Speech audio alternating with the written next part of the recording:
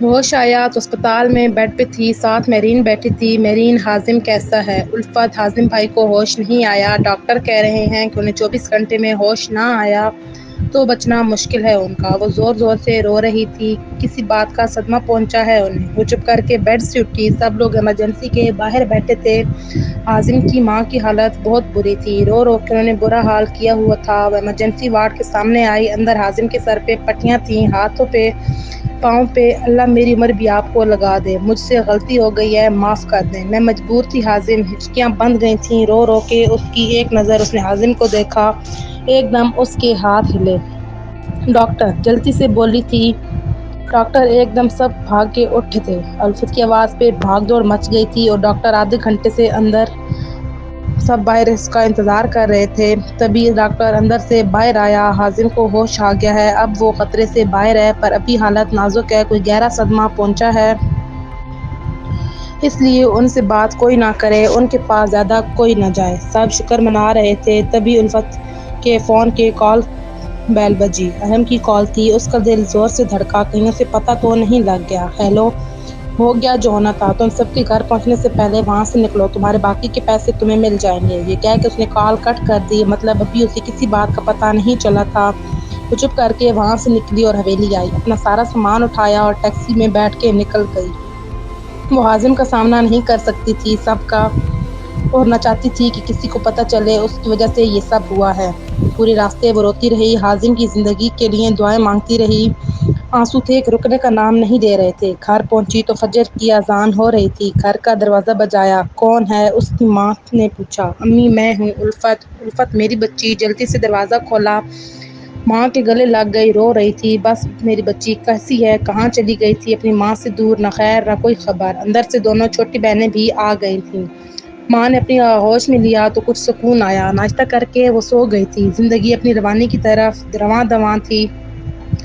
اسے پتہ چلا تھا کہ حازم کو علاج کے لیے لندن بھیج دیا گیا ہے۔ 2 ماہ ہو گئے تھے۔ مسکراہٹ، ہنسنا بولنا اس کا جیسے وہ چھین کے لے گیا تھا۔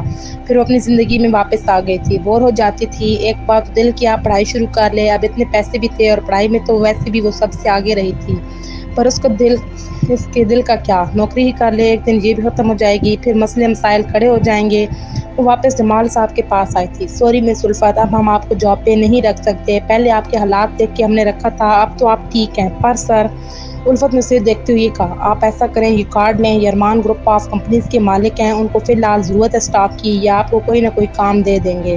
الفت نے کارڈ پکڑا، باہر آئی۔ بادل چڑھ گئے تھے، گھر جائے یا ان سے ملنے؟ پھر اس نے سوچا ملنے ہی چلی جاتی ہوں، آج کا دن بھی ضائع ہو جائے گا۔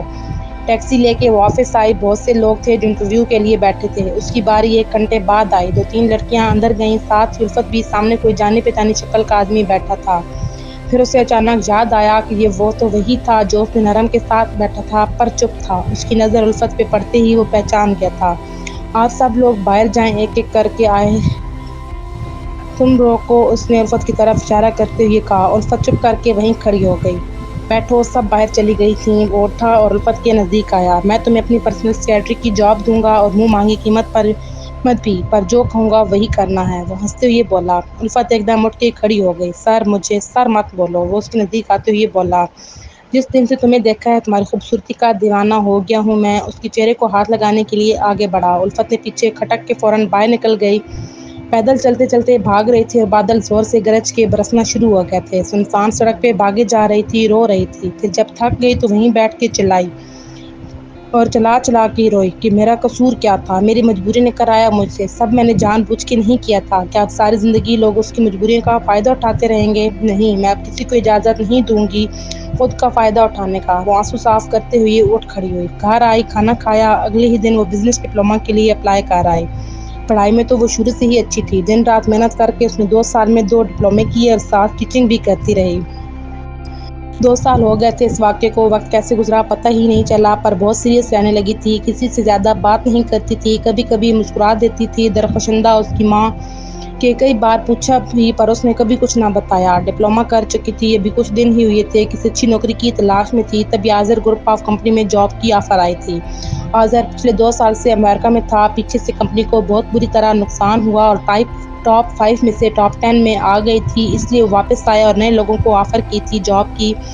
یہ موقع الفت کے لیے اچھا تھا۔ اس نے پریزنٹیشن تیار کی اور اگلے ہی دن جلدی ہی آفس پہنچ گئی۔ ایک ایک کر کے سب اندر جا رہے تھے اور ایک لڑکی کے بعد الفت کی باری تھی۔ مس الفت جی، جائیے آپ اندر۔ الفت اٹھی، اپنا لیپ ٹاپ اٹھایا، اندر گئی۔ السلام علیکم۔ ہال میں اتنی بڑی میز تھی اور 15-20 لوگ بیٹھے تھے۔ سامنے آنر آذر تھا، دیکھنے میں اچھی پرسنالٹی تھی اور تھا بھی کم عمر کا ہی۔ اسے لگا تھا آذر کوئی اچھی بھلی عمر کا ہوگا، ینگ تھا اور ہینڈسم بھی۔ وعلیکم السلام، سب نے جواب دیا۔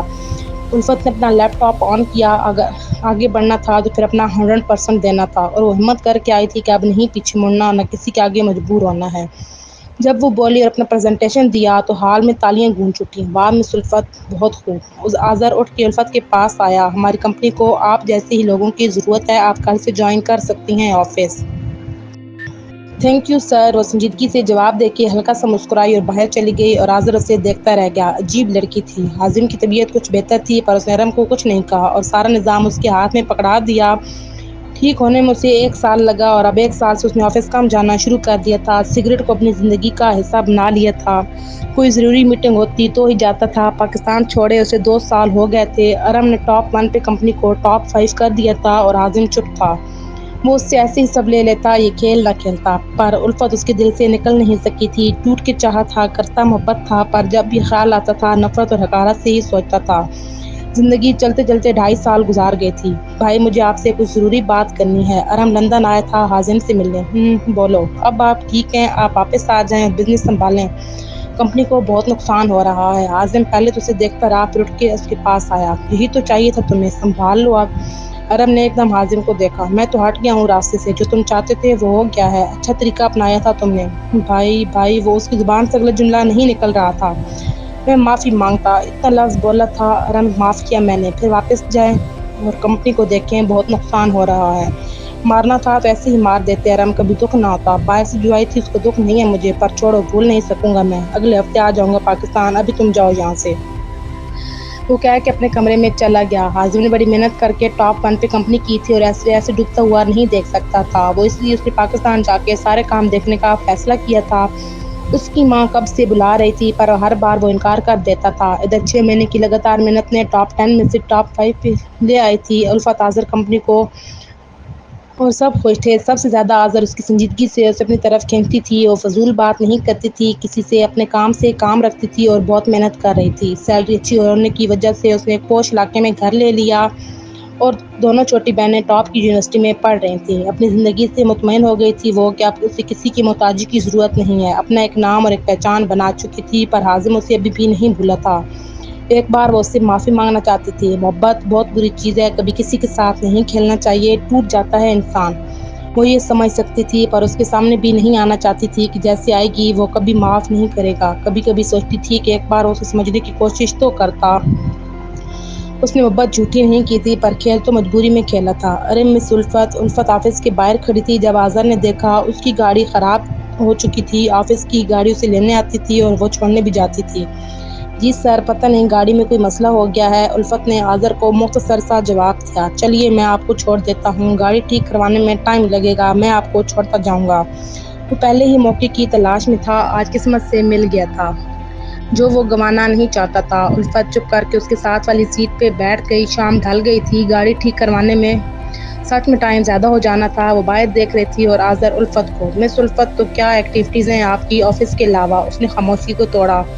کچھ خاص نہیں، بس یہاں سے جا کے اپنے پروجیکٹ پہ کام، اور کسی چیز کا شوق نہیں ہے۔ میوزک، شاپنگ، لڑکیاں تو شاپنگ کے لیے مری جاتی ہیں۔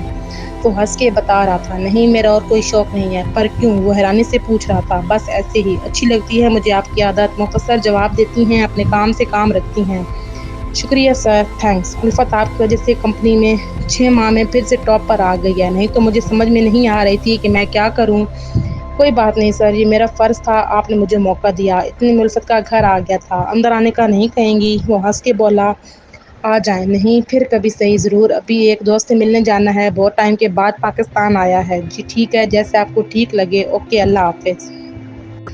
دونوں نے ایک دوسرے کو الوداع کہا۔ ارے میرا جگر حازم، آذر گرمجوشی سے حازم سے ملا تھا۔ دونوں اسکول ٹائم سے ایک دوسرے کے گہرے دوست تھے اور پھر جب بزنس سٹارٹ کیا تھا تب دونوں کمپنیوں نے ایک دوسرے کے ساتھ مل کے کام کیا۔ جب دونوں کمپنیز اچھی ہو گئیں تو دونوں نے الگ الگ بزنس کر لیا۔ آج پھر سے دونوں کو ایک دوسرے کی ضرورت تھی تو حازم آذر سے ملنے آیا تھا۔ کیسے ہو؟ میں ٹھیک ہوں، تم بتاؤ۔ کافی دیر باتیں کرتے رہے۔ آذر، ہم دونوں کی کمپنیوں کو پچھلے 2 سال میں کافی نقصان ہوا ہے، تم نے اچھا ریکور کیا ہے، اب پھر ایک بار مل کے پروجیکٹ شروع کرتے ہیں۔ ہاں یار، میں بھی اس سلسلے میں تم سے بات کرنا چاہتا تھا۔ یہ بھی کمپنی ہماری میڈم کی وجہ سے آگے بڑھی ہے، بہت محنت کی ہے اس نے، بہت لگن سے کام کیا ہے۔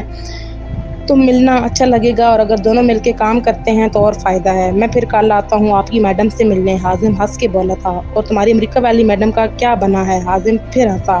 یار، پاکستان کی لڑکیاں بہت بیسٹ ہیں، دعا کرو جو ہم کو بھلی لگی ہے وہ مل جائے۔ اب کون لگ گئی بتاؤں گا جلدی ہی، میں پرسوں منڈے کا آتا ہوں، پھر کرتے ہیں سارے معاملے پر بات۔ ٹھیک ہے۔ حازم آذر سے مل کے چلا گیا تھا۔ سنڈے کے دن الفت دیر سے اٹھتی تھی، دن کے 12 بج رہے تھے۔ آپ ہی اٹھیے، آپ ہی کوئی آیا ہے باہر۔ عروہ بھاگی ہوئی آئی تھی الفت کو اٹھانے۔ کون ہے عروہ؟ تنگ نہ کرو، سونے دو۔ وہ تکیہ منہ پہ کر کے لیٹ گئی تھی۔ گاڑی آئی ہے، 2-3 گاڑیوں میں آیا ہے کوئی باہر، امی کے پاس بیٹھے ہیں، آپ کے ساتھ آذر کے امی ابو ہیں۔ ایک دم الفت نے تکیہ ہٹایا۔ ہیں وہ کیوں آئے ہیں؟ پتہ نہیں۔ الفت اٹھی، باتھ روم میں گئی، کپڑے چینج کیے، باہر آئی۔ السلام علیکم۔ سب نے الفت کو دیکھا، سامنے ایک مرد اور عورت بیٹھے تھے۔ وعلیکم السلام۔ ارے ماشاء اللہ، الفت جیسا سنا تھا اس سے بھی زیادہ پیاری ہو، میں آذر کی ماں ہوں۔ کیسی ہیں آنٹی؟ کافی دیر باتیں کرنے کے بعد وہ چلے گئے تھے۔ الفت بیٹا، وہ تمہارے لیے آذر کا رشتہ لے کے آئے ہیں۔ امی نہ کر دیں، میں نے نہیں کرنی کوئی شادی۔ الفت نے غصے میں جواب دیا۔ کیوں نہیں کرنی؟ بس میں نہیں کرنا چاہتی۔ الفت کا ہاتھ پکڑ کے اپنے سامنے بٹھا کے بیٹھ گئی۔ میری بچی، تو نے بہت دکھ سہے ہیں، ہمارے لیے کچھ نہیں کیا، اب بہت کچھ ہے ہمارے پاس، تیرے لیے ایک اچھے گھر سے رشتہ آیا ہے۔ نہ نہیں کر میری بچی، مجھے اور گناہگار نہ کر، میں اللہ کو منہ نہ دکھا سکوں گی۔ میں تیرے آگے ہاتھ جوڑتی ہوں، ہاں کر دے میری آخری خواہش سمجھ کے۔ میں تیرے آگے ہاتھ جوڑتی ہوں، خدا کے واسطہ شادی کے لیے ہاں کر دے، اسے میری آخری خواہش سمجھ لے۔ امی نہ مجھے مجبور کریں۔ الفت ایک دم بولی۔ اپنی ماں کی ہر بات مانی ہے، یہ بھی مان لے کل کو میں سکون سے مروں۔ امی ایسا کیوں کہہ رہی ہیں؟ وہ روتے ہوئے ان کے گلے لگ گئی۔ ٹھیک ہے، ہاں کر دے پھر۔ الفت نے سنجیدگی سے جواب دیا اور اندر آ گئی۔ ساری رات وہ گزری زندگی کو سوچ سوچ کے روتی رہی۔ صبح اٹھی، سر بھاری تھا، ایک چھٹی سے بہت نقصان تھا۔ تیار ہو کے وہ دلی طریقے سے آفس پہنچی۔ السلام علیکم، میٹنگ ہال میں آپ کا انتظار کر رہے ہیں سب۔ کیوں، خیر ہے جی؟ وہ سر نے ارجنٹ میٹنگ رکھی ہے۔ کہہ کے الفت میٹنگ ہال میں آ گئی۔ میڈم یہ ہیں مس الفت، الفت اور مس الفت یہ ہے حازم ملک۔ آذر دونوں کی تعریف کرا رہا تھا۔ حازم ان کی وجہ سے آج ہماری کمپنی اتنی اوپر ہے، اور الفت یہ حازم ہے میرے بچپن کا دوست، اب ہم اور یہ مل کے کام کریں گے۔ ہائے ہیلو سر، الفت کی آواز اٹک گئی تھی۔ بیٹے آذر بات کریں اب، حازم نے الفت کو اگنور کرتے ہوئے کہا۔ آدھے گھنٹے میٹنگ چلی تھی، اس نے الفت کو ایک نظر بھی نہیں دیکھا تھا اور الفت کی نظر اس سے ہٹ نہیں رہی تھی، اور اس نے ایک منٹ کے لیے بھی ہاتھ سے سگریٹ نہیں چھوڑی تھی۔ ایک ویسا ہی تھا وہ آج بھی۔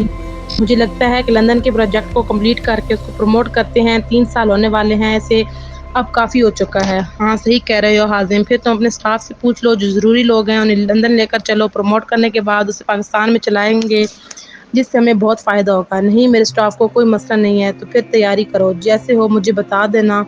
حازم کہہ کے اٹھ گیا۔ چائے تو پیتے جاؤ، آذر نے اصرار کیا۔ نہیں پھر کبھی۔ وہ آذر سے مل کے وہاں سے نکل گیا۔ 3 سال بعد اس نے اسے دیکھا تھا، دل تھا کہ اپنے قابو میں ہی نہیں آ رہا تھا، بے چینی تھی، پر سکون تھا کہ کہیں نہیں آ رہا تھا۔